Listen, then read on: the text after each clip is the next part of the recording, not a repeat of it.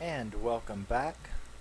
If you're new here, my name is Rusty, and this is my channel where I talk about my favorite movies, mostly horror, and my favorite music, mostly metal. And tonight, we are going to talk about this weird little movie called Last Night at Soho.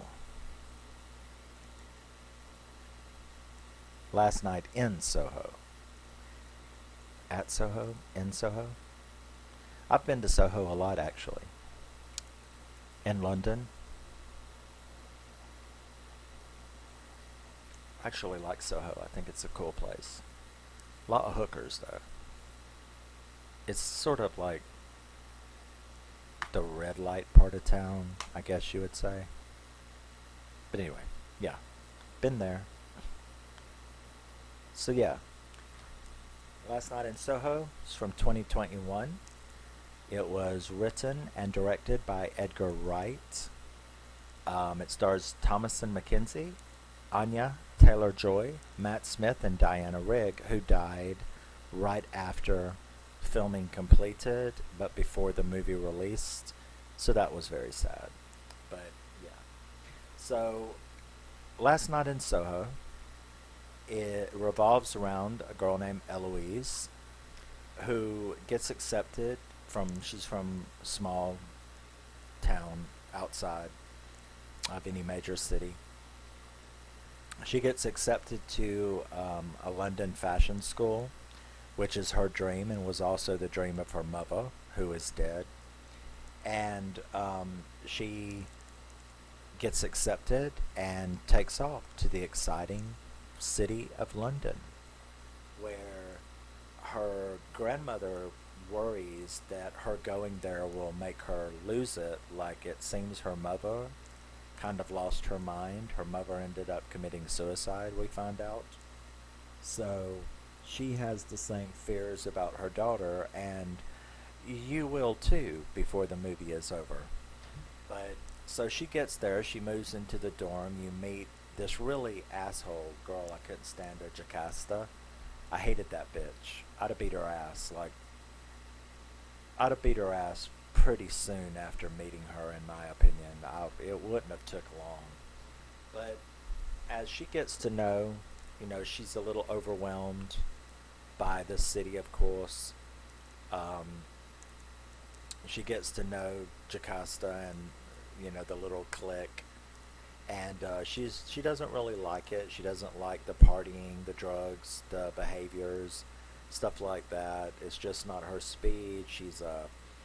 Um, she's a very retro kid. She likes the '60s, fashion-wise, music-wise, everything. It's got a wonderful '60s soundtrack.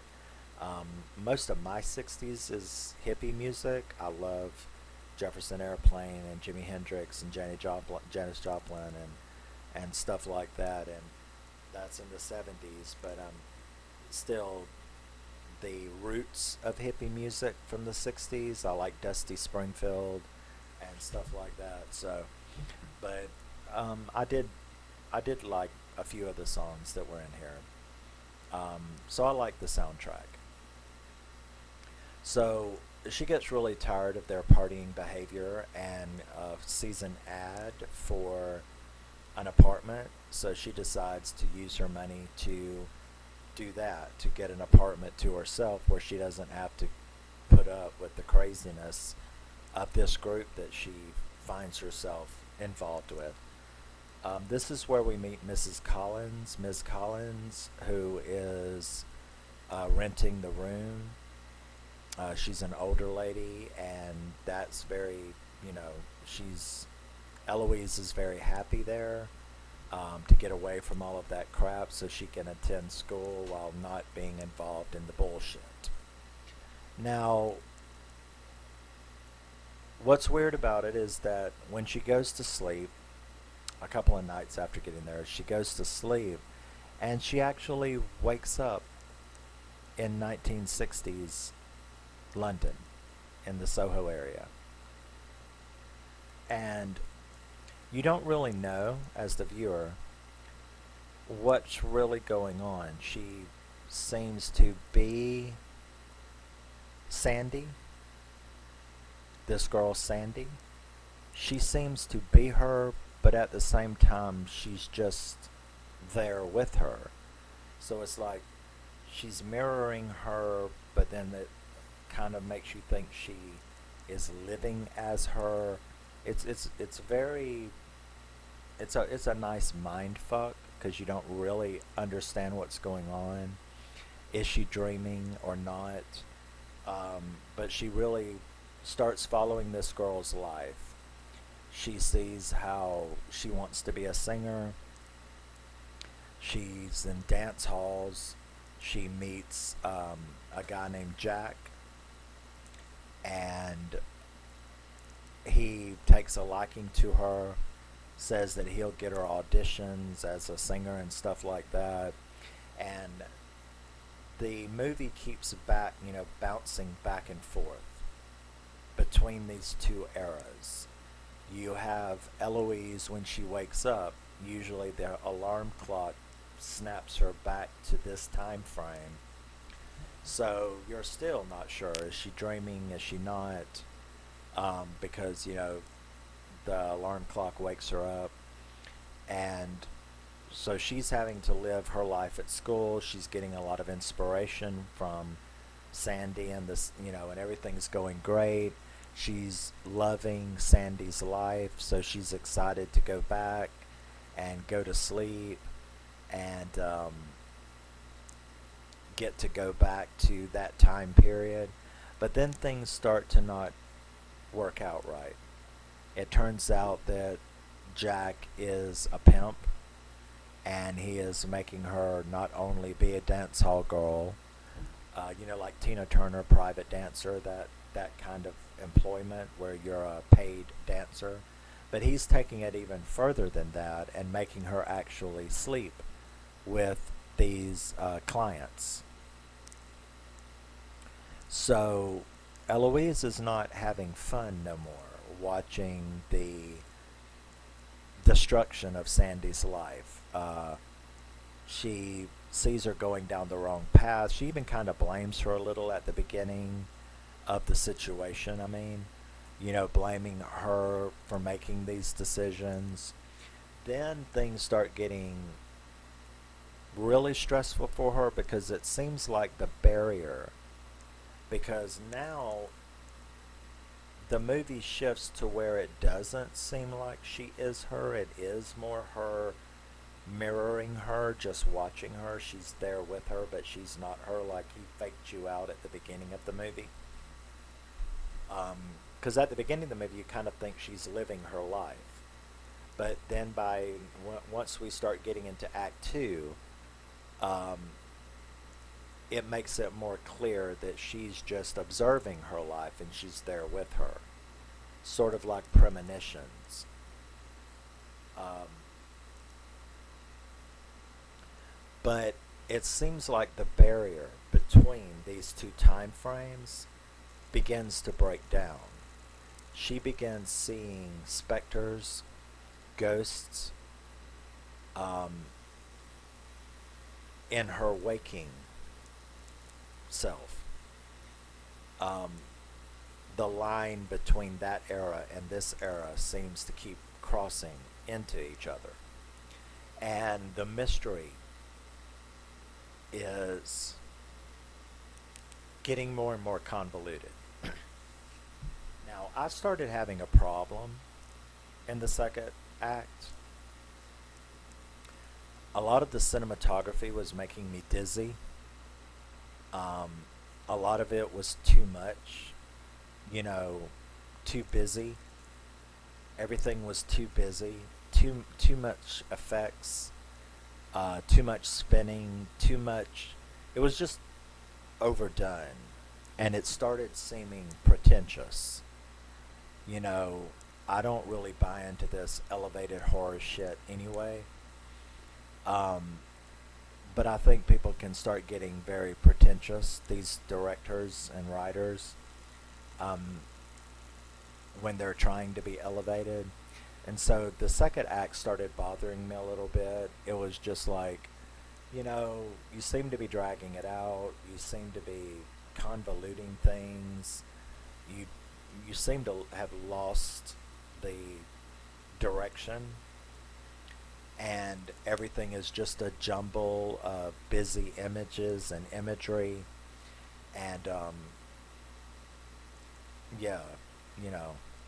So I was having a little problem in the second half, but I'm still liking it. I'm just, having a little bit of enjoyment difficulty.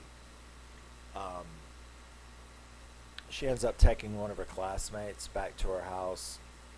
He's noticing that she seems to be losing it. The stress is really getting to her. It was during that visit, because she's not supposed to have male visitors, that she actually witnesses a vision of Sandy being butchered, strangled, and stabbed to death. So this really freaks her out. Miss Collins hears all the commotion, runs the boy out, um, and she is literally on the verge of a nervous breakdown now. And she starts trying to figure out what's going on. She even goes so far as to go to the police. Now, there's also been this silver-haired guy, the guy from Superman. Can't think of his name right off the bat. Terence Stamp. He played Zog in Superman 1 and 2. But he's this silver-haired gentleman, which is what he's called in the movie. We actually know what his name is, though. Unless I just forgot it. Isn't it Leslie? Or something like that? But anyway. He's kind of like been following her around, noticing her. She's taking a job at the pub to help pay for the clothes that she's bought and her rent. So, while all of this is going on, her vision's getting worse. She's being a lot more stressed out on the breakdown. Thankfully, the movie sort of course corrects at this point. When we get towards the end of the second act and the beginning of the third act, the movie really does course correct. And things become a little bit more followable.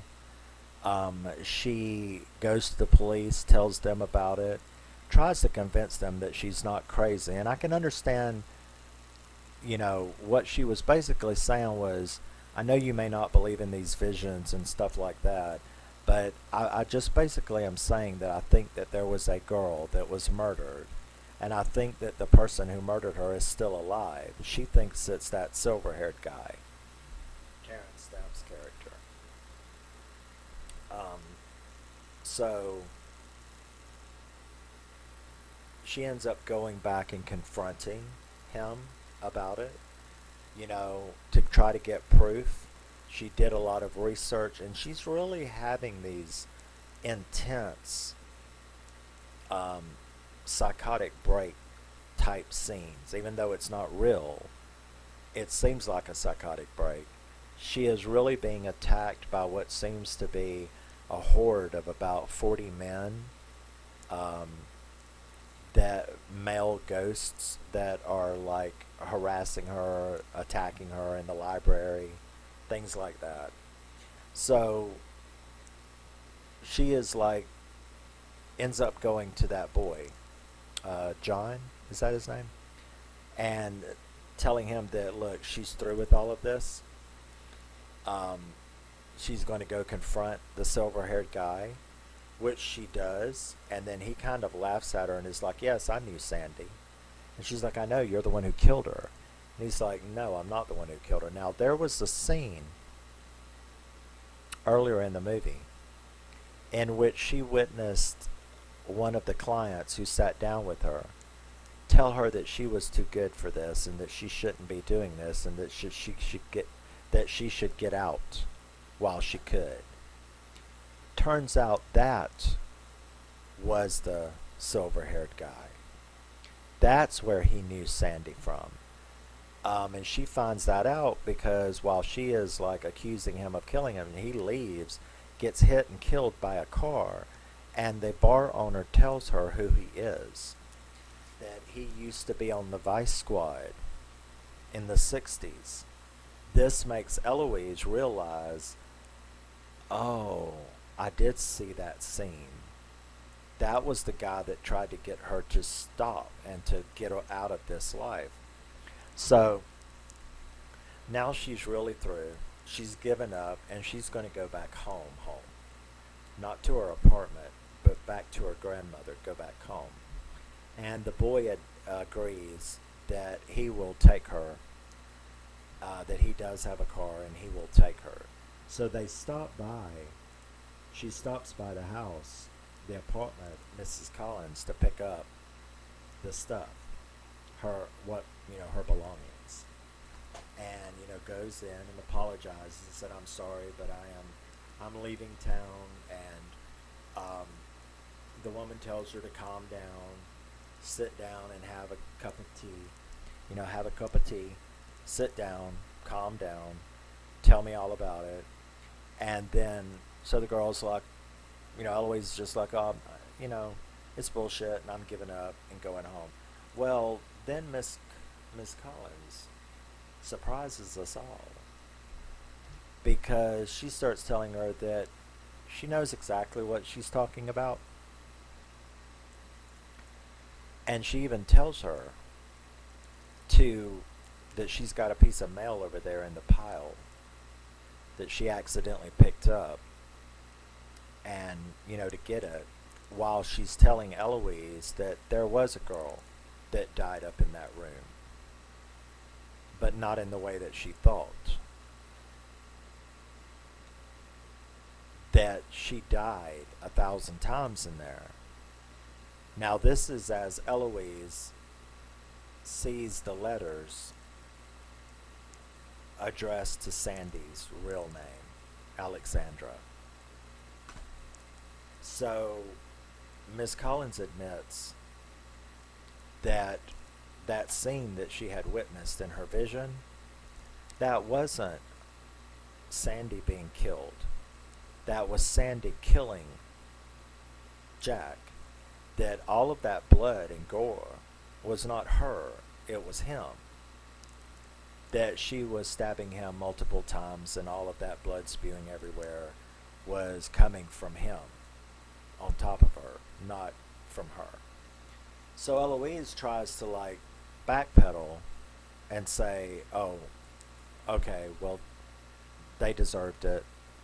I'm not going to tell anyone. I'm just going to go home. And Miss Collins is like, oh, I know you're not going to tell anyone. Because basically, you're going to go to sleep now because I've just poisoned your ass in that tea. Now, John comes to the door. Miss Collins didn't know. Miss Collins had asked her when she first showed up, was she by herself? But John comes up to the door, and she's like, well, shit. So she gets him to come in where she stabs him and tries to kill him while Eloise tries to get upstairs to the phone, which at least will dial the emergency, 999, which is what it is in England. Over here, 911. Over there, it's 999. But, so she tries to get to that phone. All of the ghosts come. She's realized it all. Not only did Sandy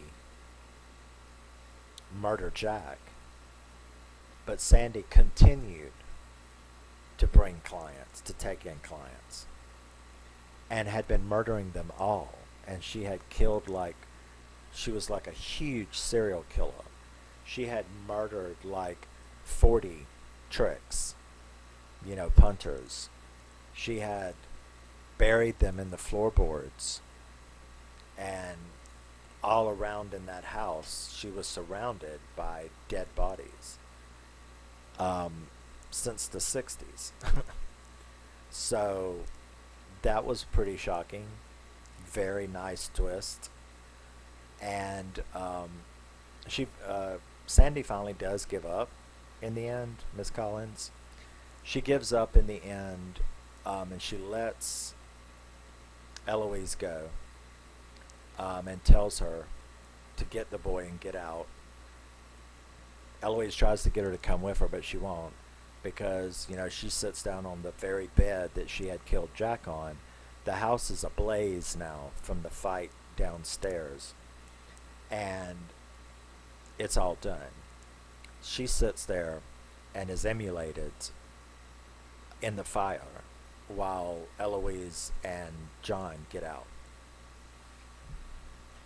Then the movie ends with her putting on a successful fashion show, um, and being praised and seeing her dead mother in the mirror. And everyone is very happy. It's a good ending until, of course, the last second when she looks in the mirror and sees Sandy giving her a wink and a kiss. So, what does that mean? I don't know. But, and that's how the movie ends. So, I really, really liked it. Definitely like a 7.5 out of 10, 7.8, something like that would be my official score. I really had a good time with this movie. The cinematography in the first and the first and third act was fantastic. Like I said, I think the second act caused me issue. It was very convoluted. I think the cinematography lost its grip. It was perfect for the first act. It was perfect for the third act. But there was, I want to say, like 20 minutes. I mean, it's an hour and 56 minutes long. So, 25 minutes maybe, 30 minutes tops. There was about 30 minutes right in the very middle of the movie when I really felt it had lost its way. It was very convoluted. The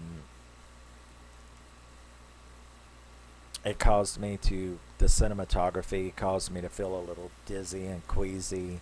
It had a lot of busy stuff going on. And it was too much for about 25 minutes. But that's excusable. What do they say, Couple bad strokes in the middle don't hurt the payoff if you get a good payoff at the end. So there you go, Couple misfires in the middle is alright. But I really, really liked it. Please tell me what you think about Last Night in Soho. I loved many aspects of this movie. I did have the problem. That's why it's a 7.5 or 7.8. It lost a good point and a half for that convoluted train wreck of 25 minutes in the middle of it, where I thought that things were just a little too much. And that can happen, I guess, if you try to do too much. Now, I'm not saying I wanted the 25 minutes cut out. I don't like short movies. I'm glad that we're getting some good hour 45 to 2 hour 15. I like that. I like the length of X. I like the length of this. I liked that Scream 5 was almost 2 hours. I like that. So I'm not saying I wanted the 25 minutes cut out. I just wish you would have calmed the fuck down, dude. Don't film after you drop acid is all I got to say. Wait till you sober up to film some of these scenes. But yeah, I thought the second act, about 25 minutes in the second act, had me going, I don't know. Where's this going? What's, it's just too much. Can you calm down? Can you slow down for a second? And then it did. It course corrected. Everything was fine. And I really, really loved the third act. I think the climax was fantastic. So yeah, I really, really loved it.